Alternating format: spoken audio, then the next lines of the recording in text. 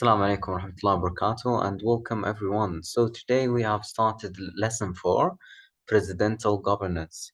If you guys remember in the previous lessons, we talked about some types of governments, for example, constitutions and dictatorship, democracy, and all the types of governments types. But today we are specifically talking about one type of government systems, and which is called a republic. So start reading from the top. Government systems around the world have different forms. One of these forms is a republic. A republic is or the definition of a republic is people who live and belong to a country can elect or choose their leaders. They can choose or elect their leaders,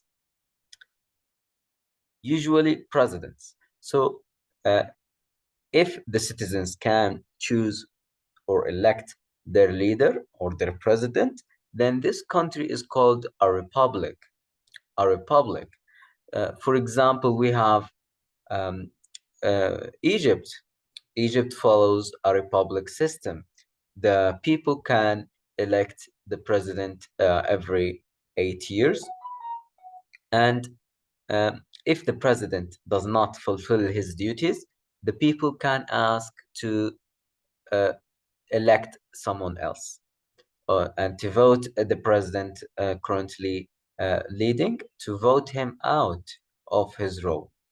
So they can either elect their president or they can choose their representatives to do that.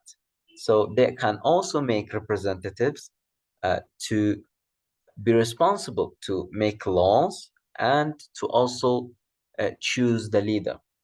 In some countries like United Kingdom, this elected body is called a parliament, or in USA, Congress. So the parliament and the Congress, they do the same thing. They can choose or elect the president and also make laws. These are two duties for the parliament or Congress. In some countries, the president has a lot of political power.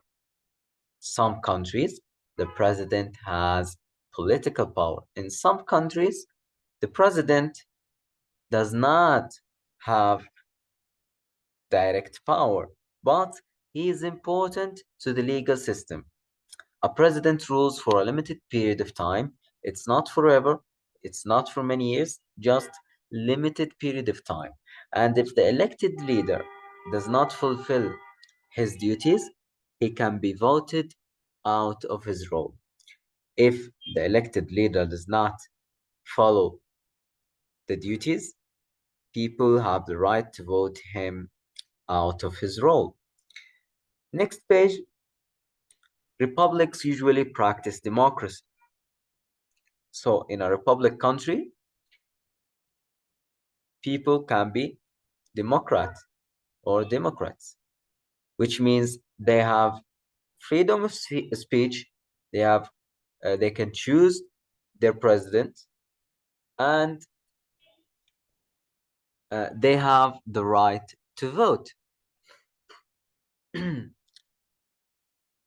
Some countries, it might be limited to a group of people. So some countries or has a group of people who rule the country, and they can practice democracy, but not the rest of the citizens. The United States, Mexico, India, France, South Korea, those countries are a few of the world's true republics. They are originally republics. Mexico, for example, it's one of the true republics. It is the largest Spanish-speaking country in the world. This country is crowded. It's been overpopulated. Most people live in the middle of the country. The national government is established by its constitution, and the country is headed by a president. So they follow a constitution, a list of rules, a document that tells the country how to run and how to choose and elect a leader.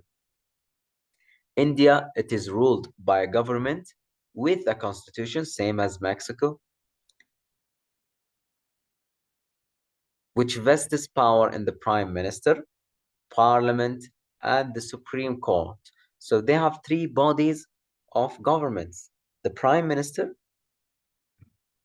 the parliament, and Supreme Court. The highest court in a country, the Supreme Court, reviews the laws set by the parliament. So the Supreme Court can accept or can refuse the laws the parliament has established.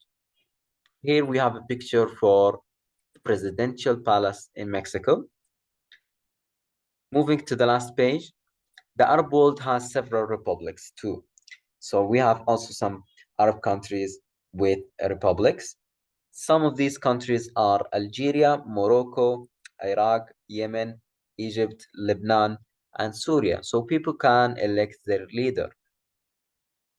The Arab Republic of Egypt, Jamhuriyat Masr, is one of the most ancient countries in history. It is one of the oldest. Throughout its history, it was occupied by many forces, including the Ottomans and the British.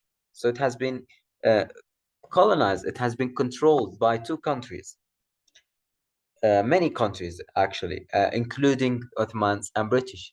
Today, Egypt is the most populous country in North Africa, the Middle East, and the Arab world.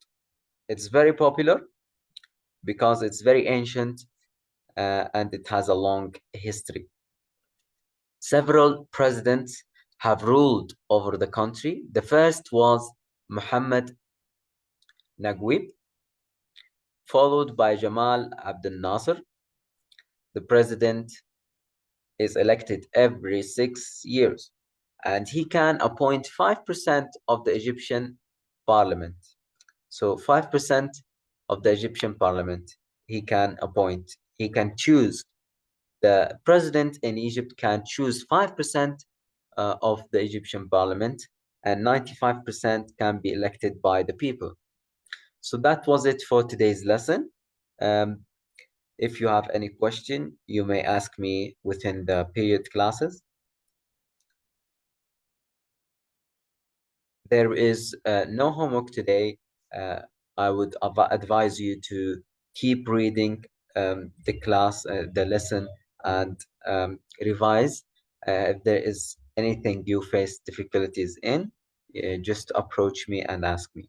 Thank you for listening, and that's it for today.